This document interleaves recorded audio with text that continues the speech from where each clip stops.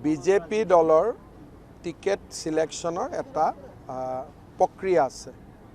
আমি কাৰ্যকৰ্তাসকলৰ লগত কথা পাতোঁ, আমাৰ সাৰ্ভে হয় আৰু আগৰ বিধায়কজনৰ কাম কাজৰো পৰ্যালোচনা হয়।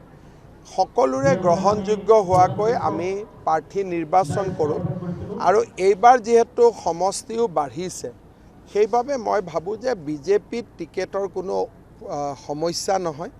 আমি এটা পৰিয়ালৰ দৰে গোটেইখিনি ঠিক কৰি ল'ম। এজিপি দলৰ লগত মিত্ৰতা হ'ব, কিন্তু মিত্ৰতাৰ মানদণ্ড এটা থাকিব। যোৱাবাৰ আমি কিমান সিট দিছিলোঁ, কিমান সিটত তেওঁলোক জিকিলে হাৰিলে, আমি কিমান সিটত দিছিলোঁ, আমি কিমান জিকিলোঁ হাৰিলোঁ, এটা টেবুলৰ ওপৰত আলোচনা হ'ব।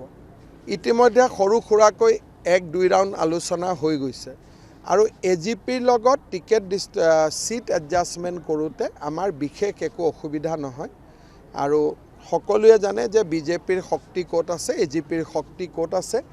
আৰু আমি যেহেতু পলিটিকেল পাৰ্টি, আমি নিজে একোজন মেচিউৰ্ড ব্যক্তি বুলি ভাবোঁ, গতিকে আমি সুন্দৰভাৱে এই সমস্যাটোৰ সমাধান কৰি ল'ম।